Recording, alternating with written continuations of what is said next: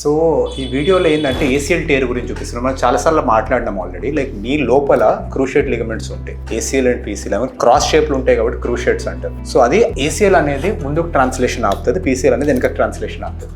Plus రెండు కలిపి rotational stability కూడా ఇస్తుంది. సో ఏసీఎల్కి పీసీఎల్కి వేరే లిగమెంట్స్కి డిఫరెన్స్ ఏంటి అంటే, మనకి అవుట్ సైడ్ ఉన్న లిగమెంట్స్ ఏవైతే ఉంటాయో మనకి ఎంసీఎల్, ఎల్సీఎల్ కానీ, మనకి ఎల్బోల లిగమెంట్స్ కానీ, యాంకిల్ దగ్గర లిగమెంట్స్ కానీ అవి జాయింట్ బయట ఉంటాయి. సో ఎక్స్ట్రా సైనోవియల్ లిగమెంట్స్ ఉంటాయి కాబట్టి వాటికి జనరల్లీ హిమటోమా ఫామ్ అయితే కంప్లీట్ హీలింగ్ కూడా కాగలుగుతుంది. కానీ what they say is ACL and PCL joint fluid లోపల ఉంటాయి కాబట్టి sometimes they don't heal. అంటే there is right now there is evidence that even complete ACL tears కూడా natural healing ఉంటుందని, కానీ జనరల్లీ నాన్ హీలింగ్ ఉండే chance కూడా ఉంటుంది.